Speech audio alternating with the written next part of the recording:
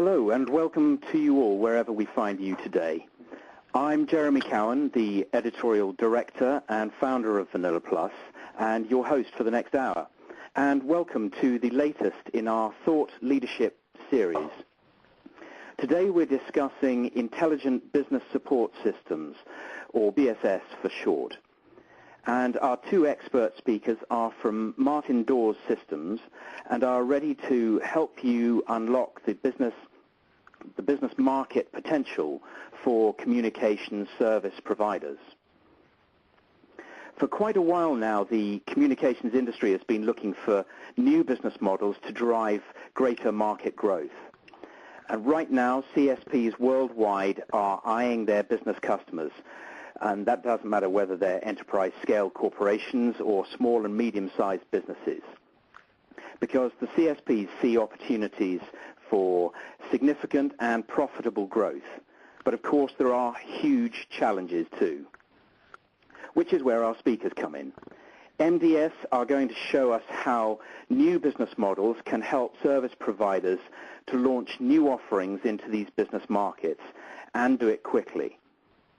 With MDS's focus on intelligent BSS, we'll also be able to see how business analytics, online services, and managed service models can improve the experience for all business customers. Plus, in a moment, MDS will bring you the findings of a new independent survey of 200 companies highlighting what businesses want from CSPs over the next 3 years. So kicking things off for us today is Matt Hooper. Matt is MDS's Chief Marketing Officer and a man with enormous experience right across the comms sector, and someone it's been my pleasure to know for over a decade. Matt will be bringing us the highlights of the survey and talking about the business customer sector. Then Matt will hand over to our next speaker, Rob Smith, who is MDS's highly experienced Senior Product Manager. Rob will describe the challenges and the opportunities in this market and give us the benefit of a use case. They've also both kindly agreed to answer your questions at the end. Gentlemen, welcome to you both. Thank you. Thank you, Jeremy. I just want to remind everyone that this is an interactive webinar in two ways. First, we will ask you in a while to take part in 3 anonymous polls, and we'll bring you the results immediately. Please remember that I can't see how you voted, and nor can our panel, so tell us exactly what you think. Second, there will also be a question and answer session with Matt and Rob at the end. You can send your questions in to me at any time. Just type them into the Ask a Question window on your screen. I'll put as many of them as possible in the time available to our speakers at the end of the session. And, of course, if there are any questions that we're unable to get to, well, don't worry, we will, of course, pass them on to MDS immediately, and they can respond to you directly offline. So please let me have your questions anytime from now on. Now, without any more delay, I'd like to hand the floor over to Matt Hooper. Matt. Great, thanks, Jeremy. Okay, so before we get into the main part of the agenda, just very briefly, for those of you unfamiliar with MDS, we're a global company based in the UK. We've been working across the telecoms provider marketplace with a special focus on BSS for the past 20 years. And we're really focused on 3 areas in the marketplace. One of those is around e-enablement, so e-billing and analytics focused on the business customer segment. Also what we call intelligent BSS, which is very much focused on rapid go-to-market BSS for new growth markets such as business, virtual network enablers and operations, and also new customer market development as well. And we also have a key focus on business process analytics across the whole revenue management chain. We operate globally, and we've got around about 40 service provider customers, ranging from tier 1 operators such as Telefonica, O2, BT and Vodafone, through to the more innovative service providers that are operating in the marketplace today. So getting on to the main part of the agenda, I want to focus just in the first section on really some of the key drivers that are taking place in the business market currently. And one of the ways that we wanted to understand more about what's happening within that was to actually go out and ask businesses directly, both small to medium businesses and also corporates, how they're actually seeing the landscape change for communication services and what are their expectations of service providers and what are the challenges that they're trying to meet in the marketplace. And what we found through that, by going out and asking approximately 200 businesses with 100 more employees, is that there's a lot of pressure that certainly is being sort of pushed on to the telecoms managers in terms of the management of the communications estates within service providers. And there is a general feeling that at the moment businesses do not have total control of the spend and are looking for greater analytic insight into actually how they're running their communication estates. Some of the key things that also came through is that businesses are certainly looking for supplier rationalization. That's one of the key ones there. And also, at the same time, there's a definite drive, a pretty unanimous drive towards unified communications. Practically all of the businesses we spoke to want to receive unified communications services and packages from their service providers, but at the same time, they do see a lot of complexity in actually trying to manage converged services, especially around fixed mobile convergence. But it really comes down to raising the level of customer experience and that customer experience layer in order to actually help business manage their own communications estates. And that's absolutely key and something that came through very unanimously. Some of the other things that we really discovered as well is that the telecoms manager within your average business is being expected to do a lot of work, and the role is really expanding. And there's really the focus on being the cost cutter, the supplier squeezer, and at the same time getting better insight in control of costs. The telecoms managers having to justify spend much more than they used to have to, especially within the current economic climate. About 70% of telecoms managers felt under real pressure due to that. And at the same time, over half the people we spoke to, find things like convergence makes things very much more difficult to manage within their communications estate. So as an industry, obviously we see convergence around fixed mobile convergence, and indeed quad play is a great opportunity. But the reality is that businesses see this as more complexity to actually manage. So it really is a focus of trying to help businesses, especially the IT and the communications services departments, really remove some of that complexity and provide them with a much more enhanced level of customer experience. So in terms of spend in terms of telecom services, the key thing is that telecom spend is still increasing. About 62% of managers say that although they're coming under increasing pressure to justify spend, the fact is that spend is increasing. And only 1 in 10 of who we spoke to actually see a reduction in that spend coming forth over the next sort of 2 to 3 years. And at the same time, what that brings is greater levels of justification.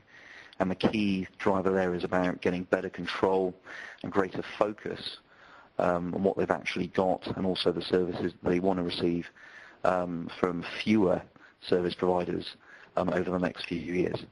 So that was a key feature that came through on the research.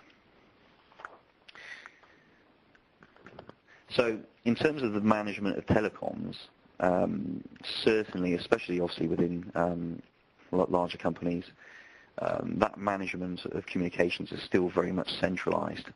But the priorities that certainly businesses want to see coming forth from their service providers is around very much enhanced customer service, moving more services online, which has more of a reflection of how their companies are actually organized via geography, department, or cost center, more flexibility and greater depth in the actual analytic capability that's provided online is a key one that comes through. And at the same time, some of the things that you would expect around more ease of use in terms of coordination with their service provider, focus on price and cost reduction, and also speed of response around communications, pointing to how the overall relationship gets managed. So one of the key things, obviously, I mentioned earlier is supplier rationalization. So, from that perspective, we're seeing that most businesses today have between 2 to 5 communication service providers, and there's a general desire there to really reduce that down to 1 to 2 over the next 3 years. And one of the things that was quite staggering in the research that we did was that the 96% of the companies that we asked came forward said that they want to move towards receiving true unified communication services from their service providers. And that came through at 96%. And a lot of these businesses want to start moving to that in the next year. But at the same time, in the same token with that, they want these services to be simple. They want them to be clear. They want that ease of use. They want the single view, especially with potentially more complexity there. And again, they want to be able to manage that experience or a lot of that service online in terms of when it comes to tariffing, ordering, use, and also the speed of response that comes through on that as well.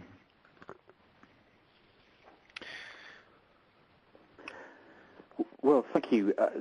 Good moment for us to go to the next, the first poll. And the first poll question is your organization planning to launch or extend unified communication services in the next 12 to 18 months? I'll give you a moment to answer that. I'll just say again, is your organization planning to launch or extend unified communication services in the next 12 to 18 months? And the results are still coming in, but already we can see that about 46% are showing yes, this is planned, and that about 50% have not yet made up their mind or it doesn't apply to them. 7% are indicating that this is now under consideration. That's an interesting set of stats. Is that in line with what you were expecting to see, Matt? I think pretty much so. I think that in the industry as a whole, we do recognise the opportunity around unified communications, and I think with the level of investment that's certainly gone on at the network infrastructure level around fixed mobile convergence and those kind of things, then I'd be surprised that if there wasn't a substantial amount of sway towards these kind of offerings being brought to the market in the next sort of 12 months to 2 years. Yeah. Okay. Well, let's move on to the next slide, and Matt, it's back to you again. Great, thanks. So really, just the final slide in this section is really just to highlight that really the challenges that the businesses have, certainly with loose telecoms policy, user freestyling between personal and business use of telephony, for example. But there is very much an opportunity for service providers to become that trusted provider and that trusted partner moving forward, especially with customers in the business segment. But I think the bottom line is that a lot of investment's gone on in the network layer and in the quite deep BSS layer in terms of transformation over the last 2 to 3 years, but that is arguably at the expense of the customer experience. And at best, services that are coming from CSPs are seen as being adequate. But really, the key question there is how do you really turn your customers from being pure customers into actually fans. And obviously unified communications provides an opportunity, and also elements like online services with greater use of analytic capability provide a key sort of driving point there as well.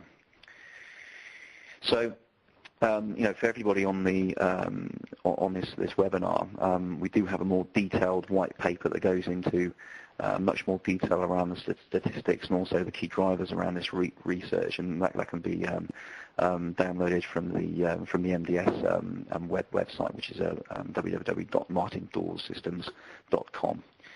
So briefly moving on, the final 3 slides from myself here are really focused around how we can start to build these opportunities within the marketplace. And I mentioned unified communications, and really, it is time in the marketplace that we really started to realize the benefits and the investment that's been put into convergence over the last 2 to 3 years.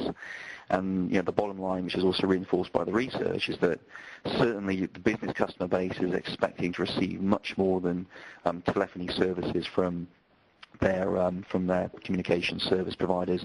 Many want to be receiving services that go down to the next level, very much crossover into the realms of IT, the really focus right down into providing things, as much as applications, but also down to the actual inventory layer as well.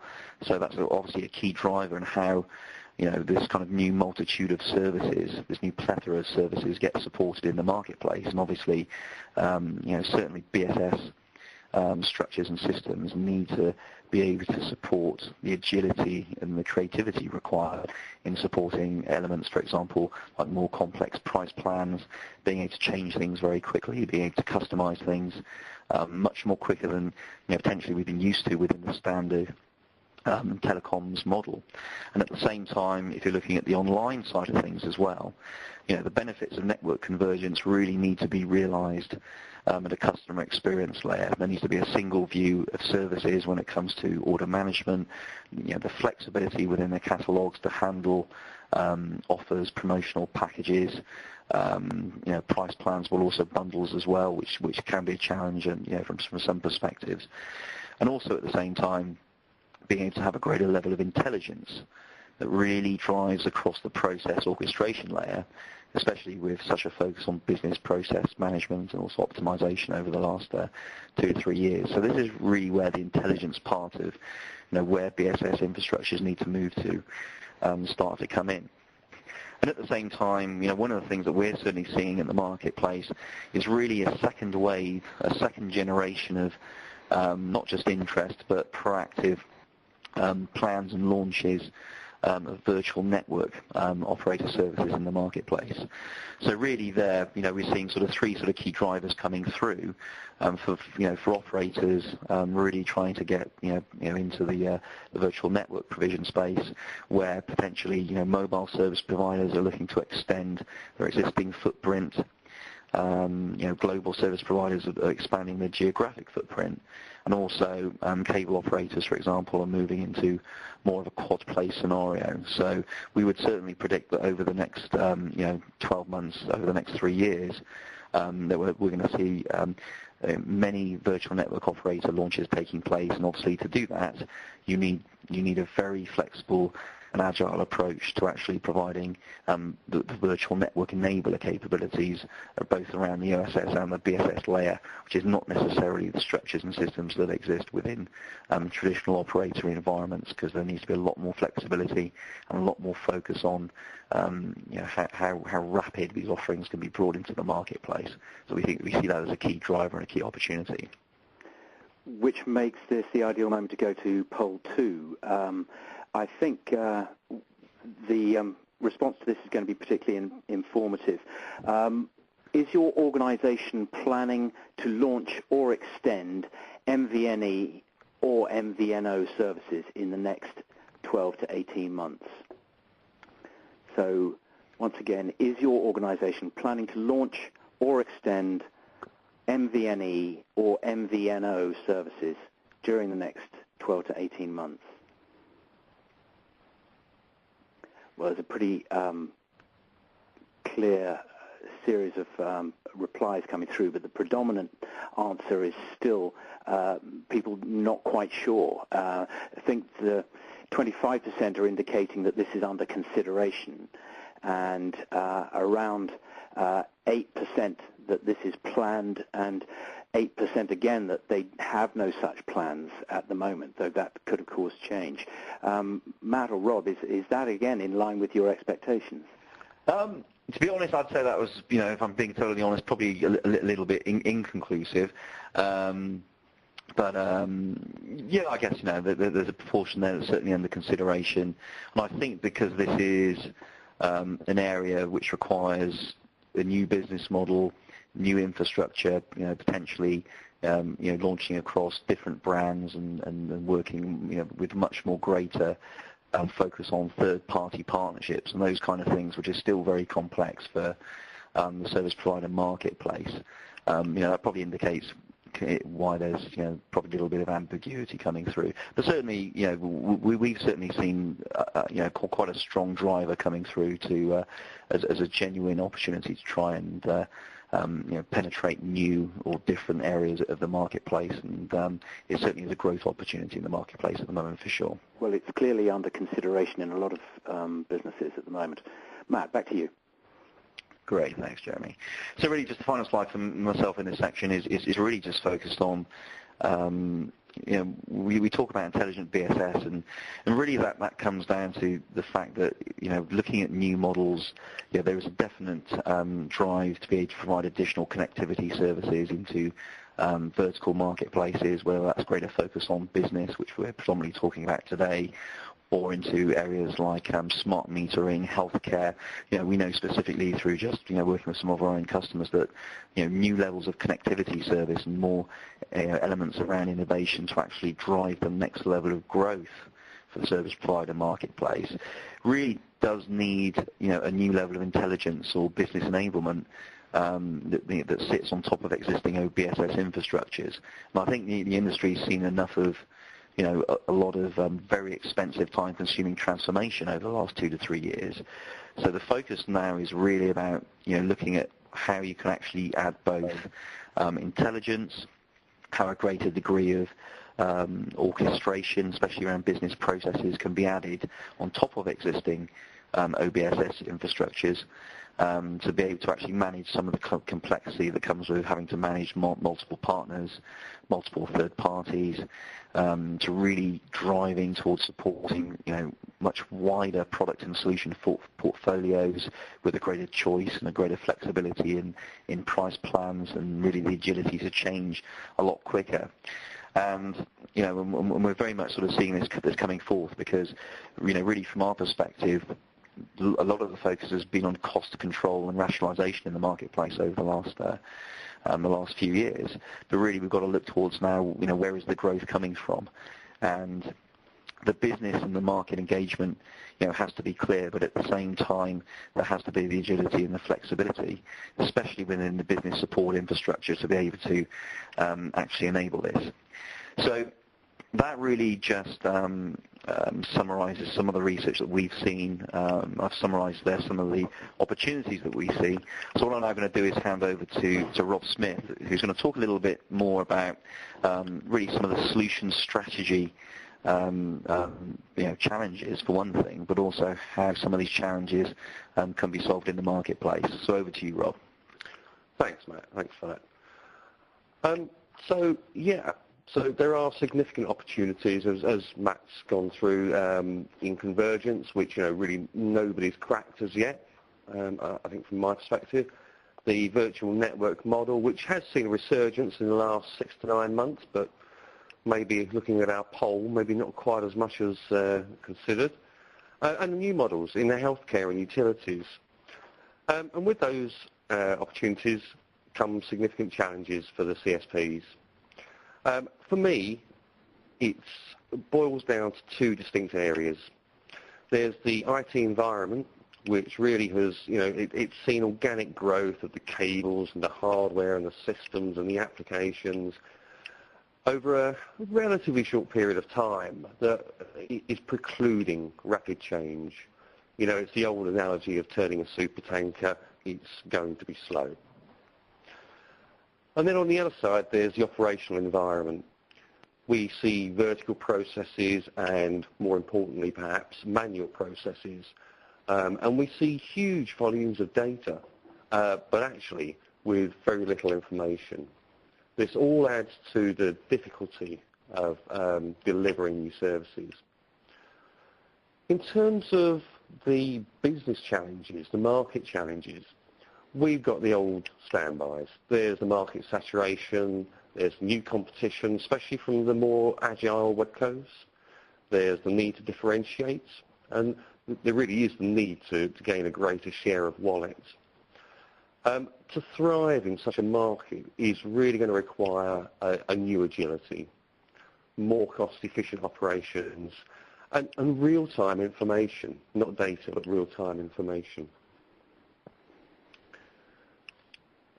So we've looked at the challenges of the systems and the operations, briefly looked at the challenges of the market, and I'm just going to dive into the challenges of products because, you know, to pick on convergence, it's an idea that has been around for a long time.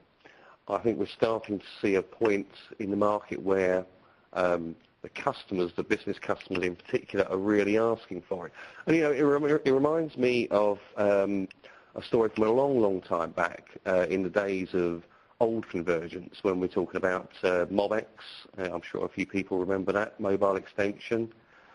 You know, it was a relatively straightforward and simple idea, joining the Office VPN to the mobile VPN through a fixed link, which gave the customer the benefit of short code dialing and cheaper call rates.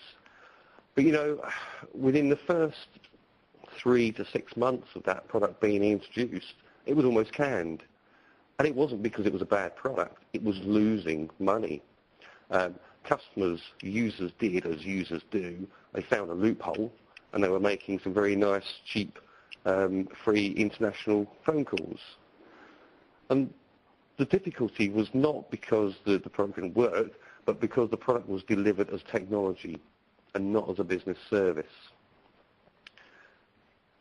So if we look at the challenges that unified communications and fixed mobile convergence and indeed quad play bring to the current CSP challenge, we're starting to see the changing idea of a customer. You know, previously taking